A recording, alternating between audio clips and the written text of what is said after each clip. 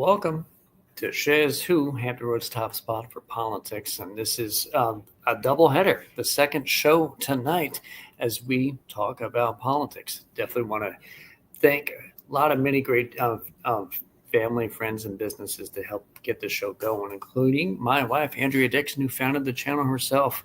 Working over in Richmond with workforce development for the Department of Energy. She is awesome, and the state of Virginia is seeing that in real time. My good friend, Miss Ellen, who owns Ellen's Homestyle and Barbecue Express, LLC, with a location here in Portsmouth and in Virginia Beach. Great restaurant, great food. Look up Ellen's Homestyle and Barbecue Express. Mr. Seiko Varner, who created Positive Vibes Incorporated, does great things to help you financially. He also created the Hampton Roads Green Book, which is a great app to find Hampton Roads Black and Brown owned businesses, and that helped earn him the title of Entrepreneur of the Year for Black Brand. So look out for Mr. Seiko Varner. Also want to shout out Mr. Farley Perkins at the Farley Perkins Agency, which helps out with your needs in insurance. Got his number right there on the screen. That's 757-271-6655. He will help you out with that. And lastly, ELG Sweet Boutique, which is here in Portsmouth at 340 High Street in Portsmouth, Virginia. Look them up for some great confectionery and sweet-based treats. All right, tonight I'm going to bring on Mr. Arrington Gavin, host of that great Arrington Gavin Show. Man, I really love your intro music, man. I try. I really do, Conrad. How you doing, my friend? Doing pretty good. Long day, but a good day. Can't wait to get ready to watch some Commanders football in a second. So that should be they're having a great season. Let me tell you something. They are having one hell of a season. So kudos to them. One of the next great things we talk about is just fantasy or Commanders football. Hopefully not the Raiders, even though that is my team. They are now playing like one at the moment. So tonight I want to just sort of get your reaction to some of the things we've seen over the past week, what we expected, what we didn't see coming, that sort of stuff. So if we could begin with a reaction show for you, Mr. Arrington, because you have a great show yourself. Appreciate that. You brought me on a lot to talk about politics, but now I want to hear more straight from you. What did you think going in? How about this? When did you really start focusing on politics? Whoa. I'll say I was starting to focus on politics when I was in college. This might have been the let me see. I would say the Trump and Hillary campaign. Now, obviously, I was very familiar with Obama's administration. It was very impactful. The first term, I was in middle school when he first became president. I was actually, I think, in 7th grade at the time. And so then, boom, here comes his re-election campaign against Mitt Romney. I would say more of a boring, campaign. Nothing people are really paying attention at. So I would say I really got focused with the Hillary and Trump campaign, because in my lifetime, that was like the first celebrity turned high office. Yep, we witnessed Arnold Schwarzenegger becoming the governor of California. We've seen other celebrities make attempts to political office, but California's done it to us twice, man. They brought Arnold in, who was a great actor, and Ronald Reagan was in over 40 movies. That's right. Absolutely. So yeah, it for me, it was around that period I started to pay more attention. I started to have a focus on our local elections as well, not a local election, but local politics, and just having more of an understanding. I was fortunate to have friends that have either worked with campaigns or either ran themselves, and I started to starting to do my own research again, doing my own knowledge, and not just hearsay, what they said, this is how it goes. No, I'm like, let me see how this works. So I mean, I've always had I've always been opinionated. That's one thing. I've always been opinionated. But having a more of an understanding in politics, I would say since college, because in that period, I'm like, okay, you're adulting. When you graduate, you're going to become a homeowner one day. I was working on my business in college as well. So as a business owner, I really want to have a knowledge of, okay, how does this affect business owners, small business owners, minority owners? And so that's where the politic I guess, bug bit me around that period. When did Donald Trump start getting on your radar? When he questioned, well, in politics or just in general, like the general is The Apprentice. We had Mhm. been seeing this guy for decades just be Trump as a Yeah. brand, but when did he really start to be like, okay, this could be a guy who might get into politics? Well, when he started questioning Obama's citizenship, for me, that was when he started to kind of poke his nose in politics. Because at that time, he was gambling hey, I might take a leap of faith and run for office. I might do this. I might do that. And he even had like, I'll never forget it. I was on a high school trip. We were in Chicago, I want to say, and I was with the pep band. I wasn't really that good, but hey, we had a good trip out of it. So we went to Chicago. We performed at Trump Towers in Chicago. And when we arrived there, we arrived in the garage, and you saw like little stickers that said, Trump for president, this and that. So they had little, I mean, it was like corny, campaign stuff. I don't think it was, serious that he was actually going to be advertising and, people, hey, vote for me. But it was just like a corny thing. He said something, so they put it on a sticker. And so the whole back and forth with him questioning Obama's citizenship, it really bugged me, because at that time, how many presidents have we had before Barack Obama? All of a sudden, we have the first president of color elected, and you're going to start saying, okay, let's question his citizenship because his middle name is Hussein, and that I don't think he's fully from here. So it really rubbed me the wrong way. Until this very day, he hasn't apologized for that, and we've seen him being the unapologetic individual that he is. I guess that's part of his charm, is that he just never backs down. But as you were saying that, I'm like, heck, like the first 5 to 10, not 10, but the first 5 or so presidents weren't born in the United States because the United States didn't exist yet. That's hilarious. But I don't think that matters at this point. We're talking now, Conrad. We're talking now. No. and born literally in Hawaii, which granted was a territory at the time, I believe, as not a state. But again, regardless, McCain was born on an aircraft carrier in Panama. Ted Cruz was born in Canada. They all ran for president, so a lot of the stuff is nonsense. Exactly, nonsense. How about Joe Biden? When did he really start getting on your political radar? Because he was in the Senate, I think, before we were both born. I was about to say he was in there forever. I mean, honestly, like majority of young people getting more involved in politics, I would say he got on the radar when Obama chose him as his VP, because I was unaware of who Joe Biden was. In all honesty, I never heard anything in the past. I know he ran for president back in the 80s or 88, and he got in a scandal for plagiarizing, if I recall. So again, he was an unknown, and I think like most VP picks nowadays, they're always been, VP picks have always been like the unknown figures in politics. No one's ever like saying, oh, I know exactly who this person is. Oh, I know. It's always been like I think the only time we obviously knew who JD Vance was because he was on, TV before he got into politics, and he was very much new in the political scene as far as an official. But nobody was familiar with a Walsh, or nobody was ever familiar with I don't know, Cheney or Sarah Palin at the time. Tim Kaine, no one knew who. Obviously, as Virginia natives, did you see Saturday Night Live when Tim Kaine was on it? He killed it. I'm telling you, when he retires from politics, perfect for that joke to be like, do you even know who Tim Kaine is? And no one really caught it. But when the skit was over and he like kind of walked away, he stared down the character, like the host, just to kind of play with him, like. I'm like, he is on it, man. That was so. It was amazing. I really enjoyed it. It was funny. There is one vice presidential candidate of the modern era that I think really needed a little bit more look, because I think he's fascinating. Is Jack Kemp?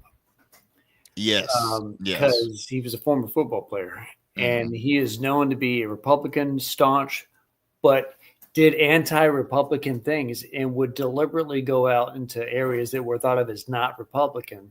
Urban areas, specifically speaking to get that vote. And I'm like, that is something that probably Trump took from is Jack Kemp. And I don't know how much he took, but I think Kemp was probably more earnest, if that made sense. Probably someone that we should look up if there was a biography out on Jack Kemp.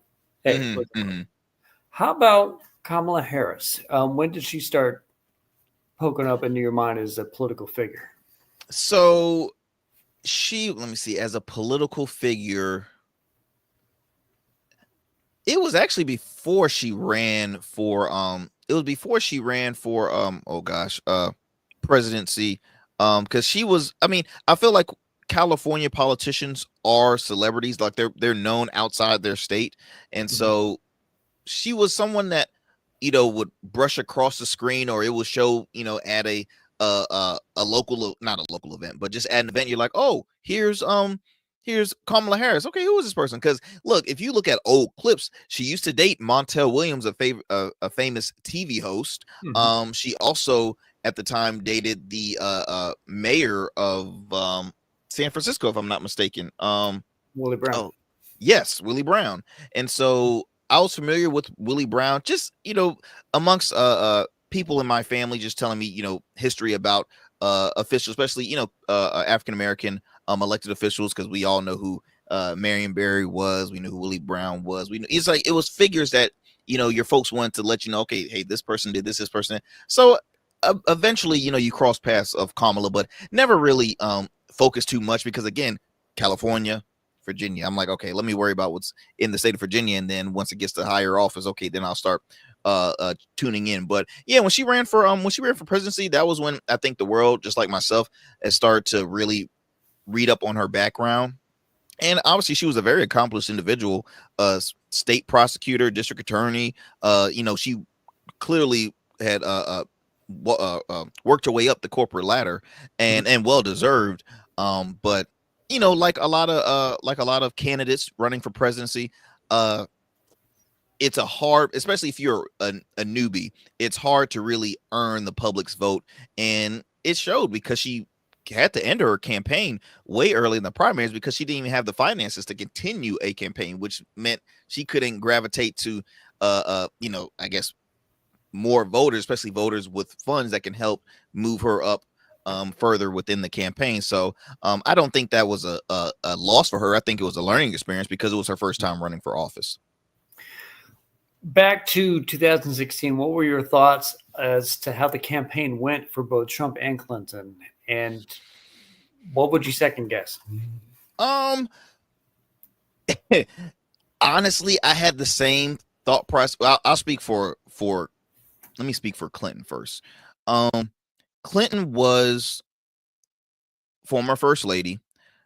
I feel as though she will always receive the baggage through her husband, Bill Clinton. As much as the world, will, love him or hate him, or, forgave him or not forgave him, she still receives a lot of that backlash, and just, the Clinton name.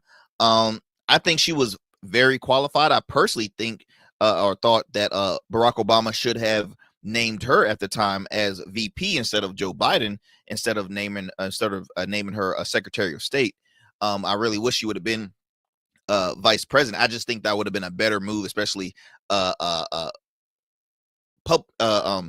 publicity wise, but I just think that would have kind of started the conversation about, okay, females in higher office, female leaderships, females running for president. I really wish that he would have considered making her VP, because really they were neck and neck with each other. They were the top two at that time. So I really wish they would have let bygones be bygones and say, okay, look, if my opponent John McCain can break barriers by naming a female VP, and boy did he name a female VP, because she was a character, right? But he still was the first to really say, look, this lady's done this, I have faith in her, we're going to try and change the narrative. I wish Barack would have done that with Hillary Clinton.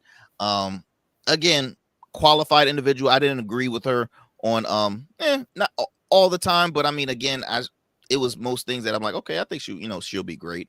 But on paper, you thought she had in the bag. Now, moving on to Trump. Trump, here's the thing. Trump is a character. Trump is a character. All those buildings with his names on it, he doesn't even have full ownership in those buildings. So it's just like licensure. It's all a character. So the man has owned casinos. He's been owner of professional sports teams. He's owned hotels. He's owned everything out of the sun. He probably said at a party, you know what? Yeah, maybe I should run for president. Maybe. Somebody probably just over a few drinks. Hey, Don, why don't you run for president? You done did this. What else is next? Maybe run for president. And he did. And guess what?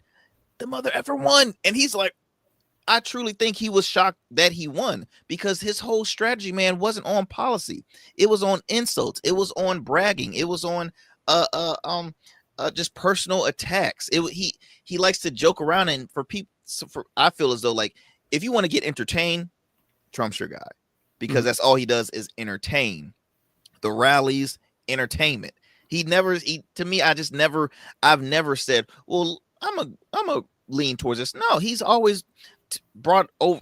He spewed out that bulliness, that arrogancy. Like if we're on the same team, I wouldn't want to vote for him to be a team captain because it's all about him. It's no I in team, but in Trump's world, it is. So it's just like that's what I've always gravitated from him.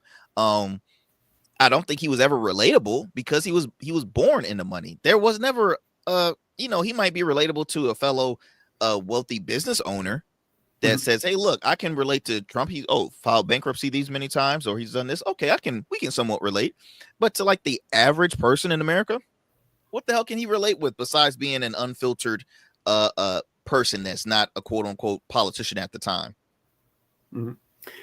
Here's an interesting one. Do you think that there might have been seeds of what this election's result was back in the primary of 2020's election with the Democrats? And by that, I mean the ascendancy of Biden, who wasn't doing too well until South Carolina, and then the immediate fall off of Bernie.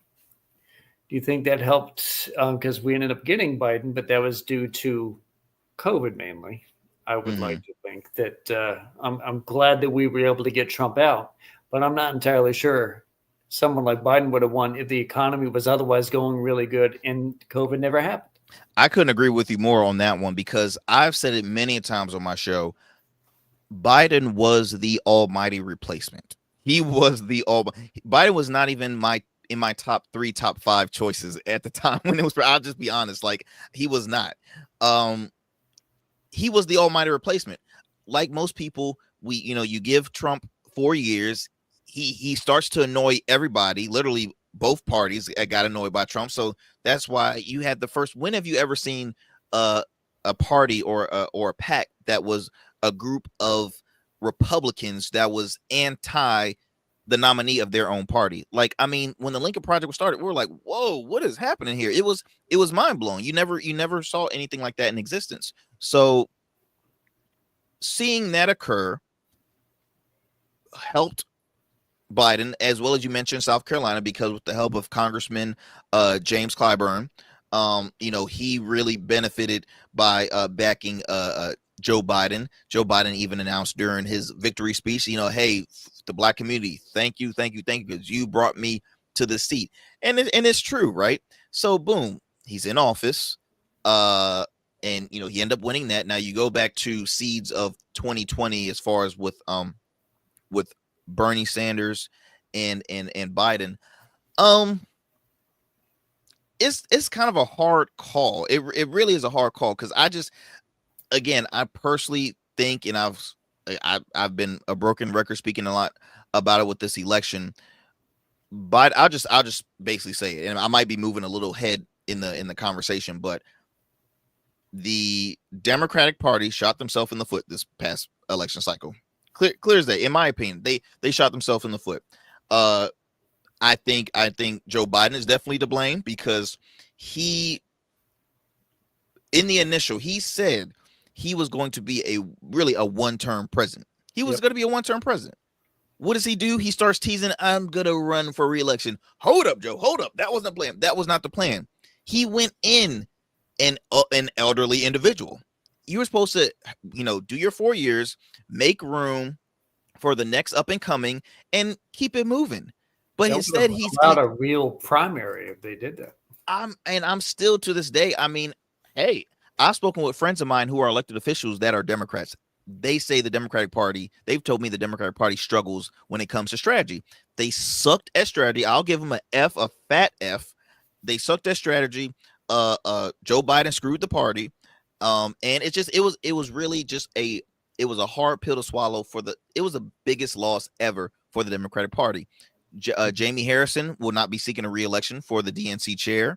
They lost the Senate and the House, and you have, I mean, just come on. And it's just unfortunate. Biden waits and gives endorses his VP. She has 100 days. Oh, by the way, she is a female, and by the way, she's a female of color. Dude, like, how can you make it harder on your VP? And they're already furious because we go back to economy and issues that people were voting for.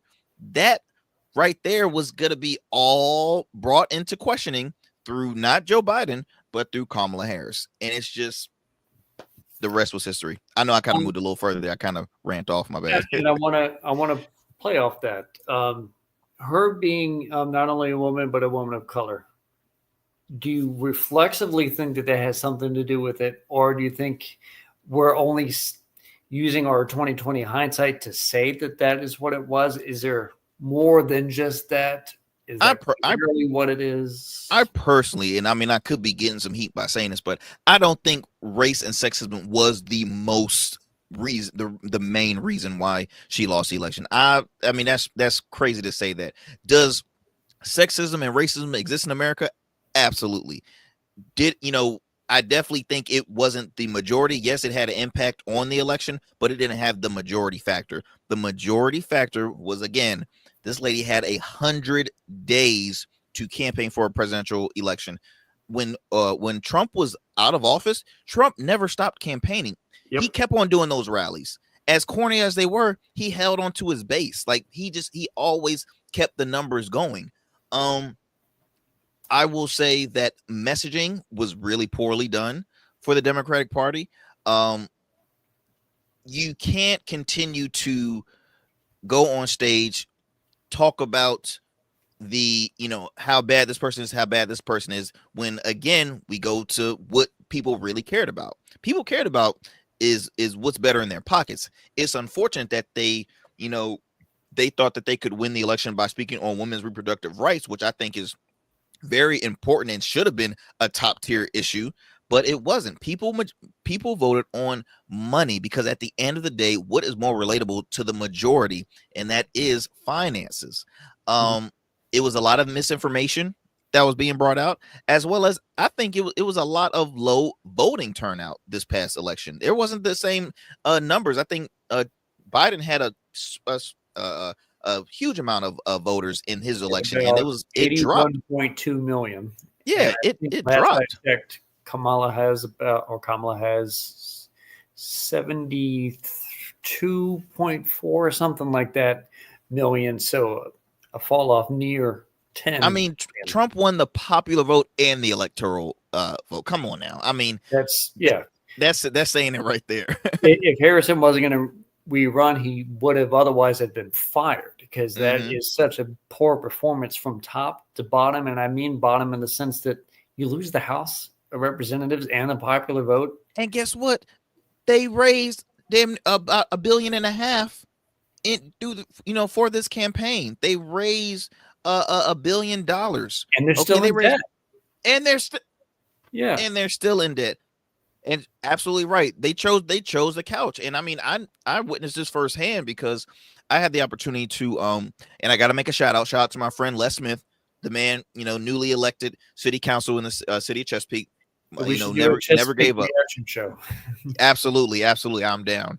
For the first time, I went canvassing, and it was just myself and Les, and we hit 100 homes in total. And by hitting those 100 homes, I got to interact with people that was obviously pro-Trump, pro Kamala Harris, and then also people that just says, I never follow politics, so I'm just choosing not to vote. I don't vote, because if I'm voting, I don't understand. I don't I feel like it's a disservice. And I'm like, little do people know that, look, you are a homeowner, you are employed. If you go to the grocery store and purchase things, guess what? You might not be into politics, but politics is into you. You know what I mean? So, and no one ever will never hear that a lot, especially young people, right? And it could be young, it could be old. People chose the couch, and it showed.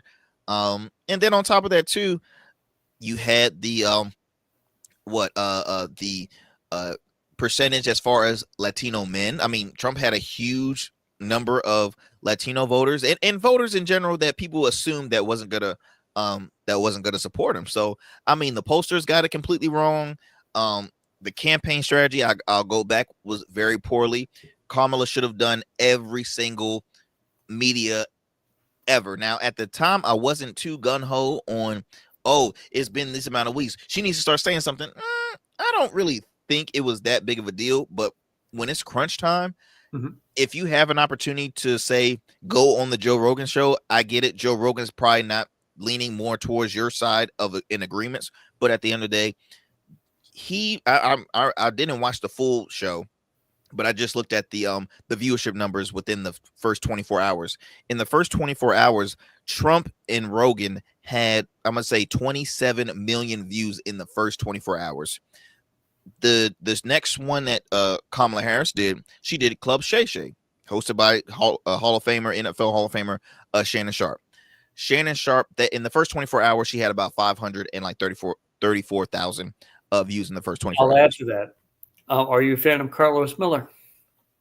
Carlos Miller. Yes, the comedian Carlos Miller, yeah. Incredibly funny individual. Seen him in person. And he was on Club Shay Shay about a week ago. Mm-hmm.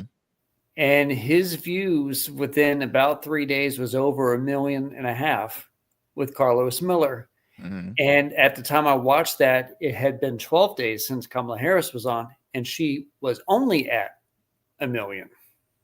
And she was the presidential candidate. And it showed, like, I mean, a lot of young people were misinformed, and I'm blaming young people because I'm just, the demographic that tunes into YouTube shows, I would say, is more young people in my opinion. If you see, like you mentioned, Carlos Miller, 1/3 of the comedic group 85 South, funny guy, right? Had more listenerships and viewerships than Kamala Harris, a lady who's running for office. Why is that? Okay, maybe it's because they might have seen her performance before and they're like, okay, we're gonna hear the same thing. Growing up, I was this and I was that. Growing up, I was this. I was that. This man here, it's like a narrative that, like, okay, we know that. Look, we know Trump is bad. He was in office for 4 years. please, like, see, get with Trump sounded like he was a guy who never really relied on a script. He doesn't. He definitely doesn't. Kamala Harris, it's like that's all she relied on was pre-planned answers that after a while it's going to get robotic. We were making our own jokes leading up months prior to the election. Harris has the momentum all of a sudden, and we're like, maybe Trump could lose this thing. And we were saying that that's because we had heard so much of Trump over the previous 8 years that he had lost the interest of the public. Mm-hmm. Didn't turn out to be true. And I wonder if that's just because Trump just seems like he's not as much of a politician as he is just a person. Mm-hmm. And I wonder if that relates to, I don't want to say more people, because he didn't really significantly improve on his total vote haul. He didn't. He had quite the same amount of voters in the last election, but only about between 500,000 and 1 million, which is, you got to be doing more than that from year to year. And speaking of the voting halls, here's another thing that I would like to mention. Kari Lake has tried really hard to model herself off of Donald Trump, and she underperforms and loses to a Democrat in, I believe that was Nevada or was Arizona. Mm-hmm. And Trump wins Arizona. You get a situation where in the Bronx, where AOC is at, she outperforms Kamala Harris by 22 points. And there's a lot of crossover between Donald Trump voting and AOC. And those are like diametrically, politically different individuals. Mm-hmm. And lastly, I had seen from a family member who posted what seemed to be a bit of borderline conspiratorial thought about how Kari Lake lost to Gallego by like 36,000 votes that were going to go to Trump but didn't go to her, or something to that effect. And it sounded conspiratorial to him. And how would that happen for Kamala Harris? And then I pointed out to him on a post that in Virginia Beach, Kamala Harris got 4,000 less votes than Tim Kaine did. In Portsmouth, it was like 500 votes less than Tim Kaine did. Norfolk gets another 500 votes less than Tim Kaine did. Chesapeake, it was close to another 1,000 less than Tim Kaine did. Well, you know what? And I didn't mean to cut you off. Throughout the whole state, she got less than Tim Kaine did by tens and tens of thousands more than what he was trying to point out about Arizona's problems. And I'm like, is that something that we would see nationwide? Is that people wanted other Democrats? Well, I would say one thing just off the top of the dome, we're talking about the difference between a local and someone that's not from the area too. So it's like Tim Kaine, everybody knows him personally in a weird sense. Like, I'm not saying I had breakfast with the guy or something, but I'm just saying like he's a Virginia guy. Tim Kaine's literally been a person he served on city council in Richmond. He's then became, I think, mayor. He literally, again, for locals know their local officials more than they do a federal official, or official that's literally for all 50 states. We're trying to represent all 50 states. So I can toss in the fact that Tim Kaine is a career politician. I mean, that's not an insult. He literally is a career politician. Guys like Bobby Scott, who will never probably lose an election the way it's looking. There's so many career politicians. Kari Lake, she was, I believe, like I know she was a TV anchor before. I don't know if she was based out of Arizona, but I don't know. It's hard. I mean, you could throw in saying, hey, maybe it's the fact that they're females, because again, I'm not saying that sexism does not exist in politics, but you mentioned AOC.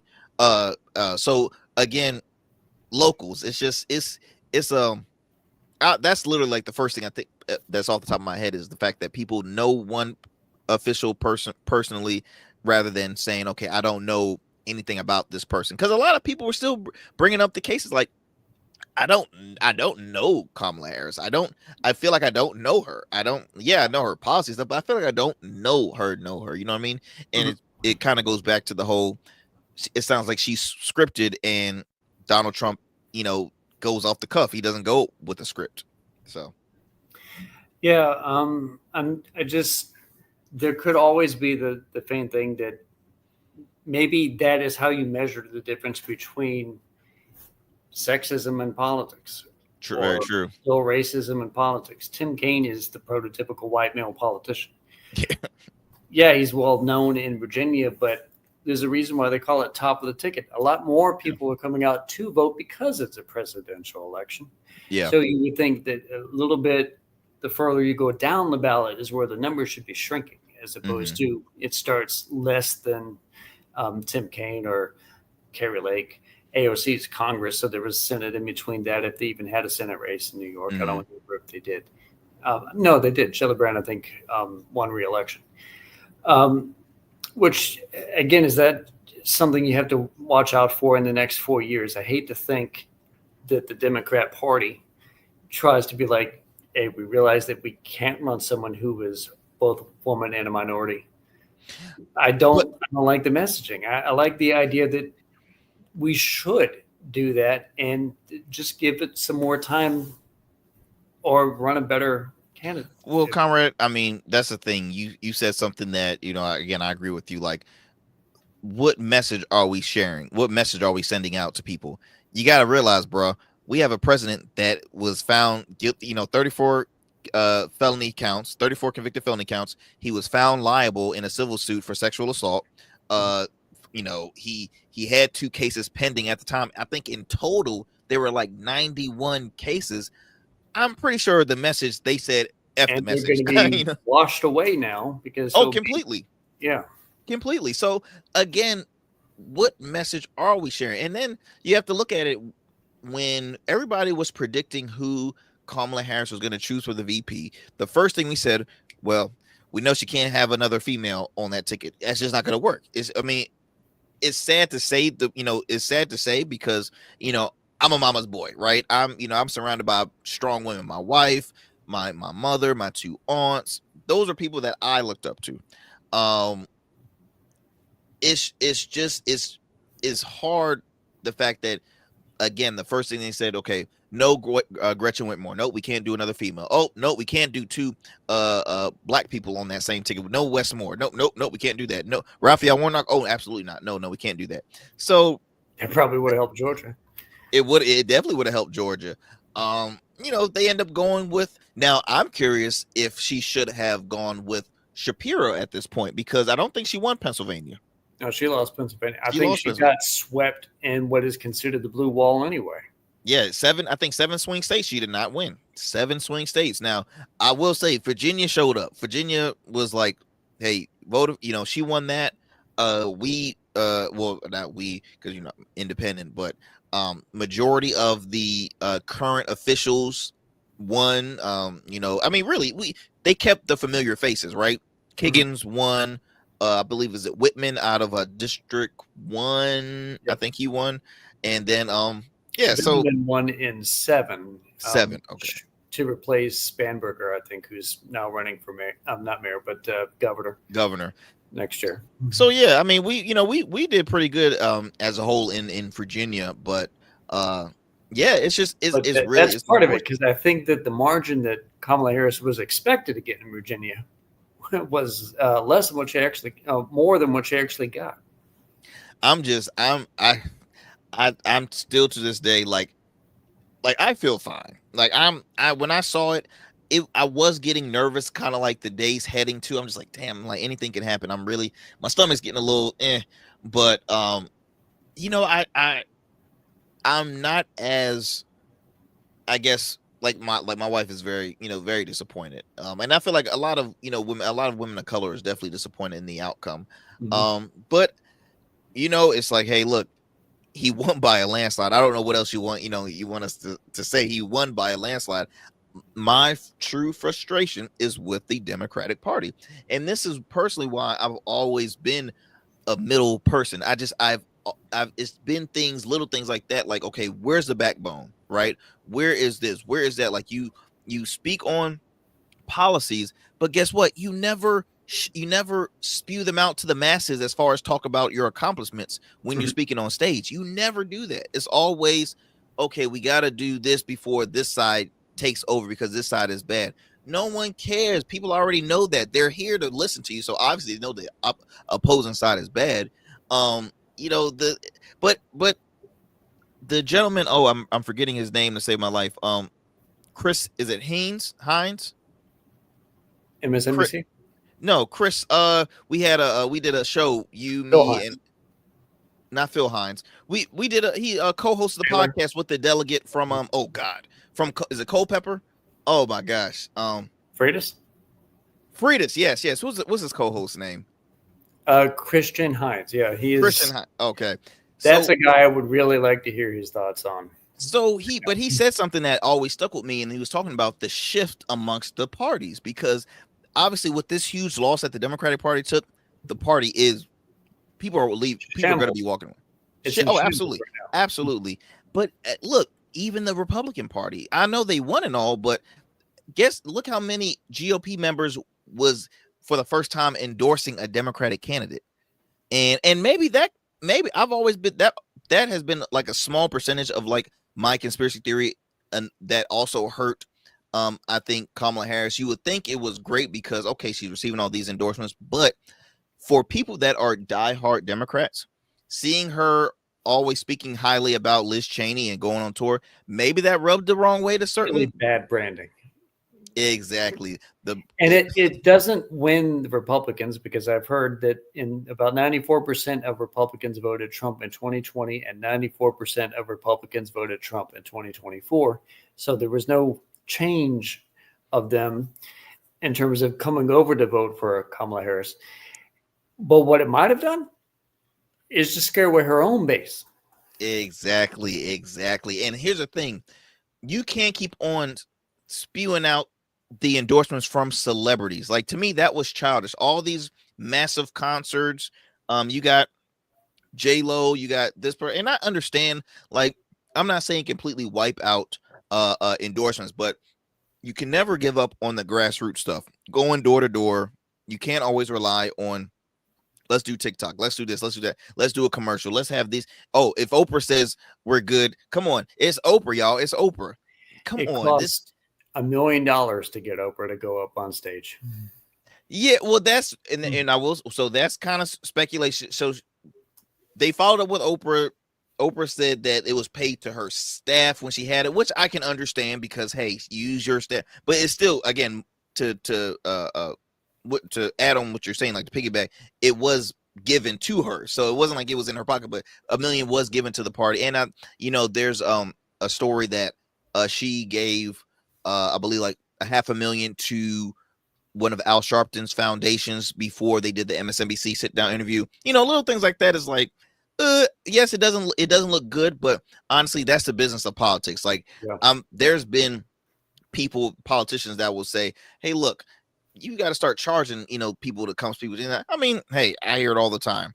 But yeah, it's just they put their money in celebrity endorsements, and it's just like, it just didn't help. Like, I mean, and I even didn't care for certain moments where you had like Meg Thee Stallion performing on stage at one of your rallies, or Glorilla. Like, they're great performers, but again, let's speak what, is this really the right scene for that? It's a lot, man. It is a lot, but again, we're going to see a huge shift amongst both parties. I think the Democratic Party is not going to be the same, especially with the, with the addition of, Trump's cabinet and things like that. But we're going to see a shift. I think it's going to be a slow growth of the independent party, or the third parties, for the next, I'll say, in the next two elections. We're definitely going to see some higher numbers with third party candidates. It sounds like something we have been saying the past three election cycles, is that, hey man, now we're going to get the third parties coming in, and it doesn't seem to really kick off. And hindsight being 2020, for over a year, we see the strong Republicans, strong as even Chris Christie, saying that, no, I'm not going to vote Donald Trump, who run campaigns specifically to be anti-Trump, but he ran it in the primary knowing he would lose, when he could have pulled an RFK himself and run specifically to be a Republican running in a general against another Republican, which that would have been the type of thing to let the air out of his sails, not losing to him in a primary. Last thing I guess I got tonight is there anything you're really like anxious or concerned about for the next couple of years as we see for this administration? Well, I think not having qualified people in the administration. So I say all that to say, I think the one that's raised the most concerns, which I don't think he would probably be attorney general, because of the way his own party is speaking about him. But Matt Gaetz, like, are you kidding me? Matt Gaetz has really never been a practicing attorney for quite some time. Okay, he's another gentleman raised with money, because I think his father, last time I checked, his net worth is around $33 million, mainly off of real estate. We don't need to, we can't not forget the court cases that he was being prosecuted with, as far as paying or having sex with the minor or something like that. Like, it's a lot. I mean, it's enough for, again, his own colleagues in his own party to say, this is what I think of that. This is what he's been telling us. No, absolutely not. Kevin McCarthy, one of his biggest advocates on opposite day, he shares his opinion on him. There's a clip when at the most recent RNC when they're literally getting like in each other's faces, mainly because Gates starts it, and he's just people are like saying, "Bro, why are you being such an a-hole? Like, what? Just leave. Like, what's your problem?" So I think when you add people like that in an administration in the White House, I think especially Attorney General, I think that's the only thing that worries me. As far as Pete Hegseth from Fox News, Pete Hegseth was a decorated like military veteran. Like he has a background serving. As much as I don't agree with his politics, but now he's never held this position. Now a lot of people that has held that position are saying I don't think he's qualified to to cover this task. But I don't know if Tulsi Gabbard's led intelligence in her life before, RFK being in. Tulsi finally got what she always wanted, and that's to be in the White House. So I'll be honest, when I see individuals switch parties, my motive has always said they've always had that in them. That's always been, and that's no shocker. A former congressman out of Georgia, Vernon Jones, at the time when he was an elected official, he was the only Democrat that spoke at Trump's RNC back when it was like the pandemic. This was like the second time when he was running. When he went from hey, I'm a Democrat voting for Trump, and he went far right in a matter of seconds. He was always like that. Tulsi Gabbard, she was very disappointed the fact that she didn't get any support from the party when she ran for president. And all of a sudden, she just became the biggest critic, right? She starts becoming a familiar face on Fox News. Nothing wrong with that. Fox News has liberal voices and, just, hey, a job's a job. I could care less where she's at. But when you see the pattern, I'm like, okay, if she's there, here and there, she must going to be on MSNBC this day, or she must going to be on CNN this day. No, she stays from Fox News to Newsmax to, all of the far right leaning platforms. I'm like, huh. And then she guest co-host Tucker Carlson's show. I'm like, whoa, former Democratic congressman co-host or guest hosting Tucker's. Something's not ready. So she goes, I'm an independent, whatever. She's doing that for like maybe a year and a half, and all of a sudden she goes to the Republican Party. She's always been a Republican in my opinion when you do stuff like that. Now she has a job. Now RFK, I'll be honest, I'm not the biggest, I'm not like the biggest hater of RFK the way majority is. He says some questionable things. I never, disagree with him with his stances on the vaccines, because at the end of the day, no one really knew about, information about that. Now I've taken it. I'm like, oh no, I've always taken vaccine as a kid. I'm like, no, he has why also not? had some interesting thoughts on just vaccines in total. Exactly. And has had some negative stuff about measles and American Samoa and stuff like that. Now, and he's publicly said on news platforms that he's not anti-vax. Like he's like, I'm not anti-vax. He's just a person that is key on getting the information. Now, I say all that to say, hey, give him a chance, because seeing somebody say, I want to, wipe out, basically processed meals. I'm like, okay, I'm not, against that. Like if we go in, like, I think in the 1970s, or, well, I read about this when JFK was president, obesity rate was at 3%. It's currently at like 40%. Mm-hmm. So I'm all for, what can we do to help kind of make the world more healthier, right? When it comes to, again, process, because a lot of people that make this processed foods, they're making a killing. It's quick, it's easy. They're making the money, and people that are working higher ups, I guarantee you, they're not obese, but their consumers are the ones that's suffering. So I'm here to listen out. So I'm not too like, oh man, RFK. I mean, it was, I saw that coming. It wasn't a shocker. Tulsi, like I said, she's there just to be there, whatever. Pete, I don't think Pete would really, I don't know. I don't think Pete would last for, the question is who's going to last all 4 years? Because remember Trump's first year, I feel like everybody was like flies. Yeah, like, I mean, what are they? If they Scaramucci, you know what I mean? Like if they literally 13 days, if I recall. I'm telling you, Elon Musk and Vivek, that's something I think is kind of questionable. I don't think Elon, as as in, look, if you're a billionaire, obviously, yes, you're an intelligent individual because you've accomplished, status. Well, he might be the first ever trillionaire last time I heard. But he's qualified in that area that he's in, tech. That's his bread and butter. When you take him outside of that, he's not that perfect. Okay, he's not that perfect. His success is in there. Tech is a huge money earning industry. If you become successful in that, yes, tech is what runs America. So yeah, he's of course going to be a billionaire. Vivek was a jerk to I think during the primaries. I didn't care for his stance. I didn't like his tactics. He seemed like a Trump Jr. and he was a guy that I think definitely admired him and said, okay, if he became president, I need to go with this task. I'm going to call out everybody on this stage and say I'm the only one that hasn't been bought and this and any other. I mean, him and Nikki Haley, they got into it during the primaries. Yes. Yet they're working close together, and helping Trump win an election, which is very funny in my opinion. Let's see who. I'm trying to see who else. Stephen Miller. I mean, Trump has some other familiar faces. Marco Rubio being Secretary of State, I think, was a huge.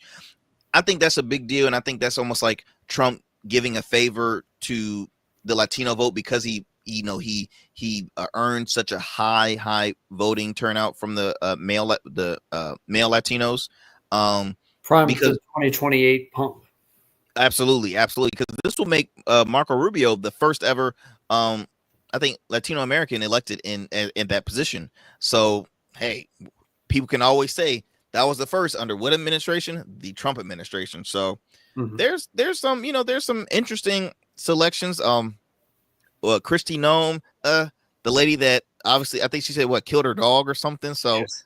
He likes controversy, man. He's the Jerry Jones of politics. If everybody with a crazy track record, he's like, I want them on my team. They're controversial. Bring it on. I love the attention. I love it. So it's on brand for Trump. Makes sense. Yeah. Well, hey, this has been really good. Just talk about our reactions to the national election. I'm thankful to have you on again tonight. I can't wait to see some of your shows upcoming about this topic and many others, which is why folks who are watching SchezzWho now, which I definitely want to throw this up here, like the episode, subscribe to the channel. We all say that stuff. To also, am I going to point the correct way? Right there. Oh, the Arrington Gavin Show. Go look that up. Go like all those videos, share them around, and most importantly, subscribe to the channel because the more this stuff grows, the better that we're able to, get at this. So I want everyone to go do that. Please do. And thanks again, Conrad, my friend. Look, you're going to be on very, very soon because I want to continue it's going to be a lot more. I mean, we still got the inauguration coming up as well. I know a lot of people are saying they're not going to watch it. As much as I don't want to, most likely I probably will watch a good portion of it. It's just, I can't help. Exactly. He's still the president. And yeah, man, we're going to keep the ball rolling. Definitely talk more on the local level and on the federal level as well. Actually, people can go on if they're going to be up staying late. My show, you can listen to it on one of our radio affiliates, WDJY 99.1 FM. Out of the Dallas, Georgia area. It airs tonight and Monday. Actually, it airs weeknights at 11 p.m. So you can, if you're in the Georgia area, for all you listeners out there in the Georgia area, Dallas, Georgia, you can tune into the Arrington Gavin Show, or you can go online at WDJYFM.com. You can listen live from there. So as always, Conrad, thank you so much for allowing me to, be on your platform. Subscribe to this guy. Subscribe. He got some juicy content, man. I've been looking at his numbers. I'm like, oh my gosh, I got comp. Damn it, Conrad. No, I'm joking. No, it's always hype. Yes, sir, man. Hey, thanks. And I hope you have a great night. Awesome. You do the same, boss. Thank you.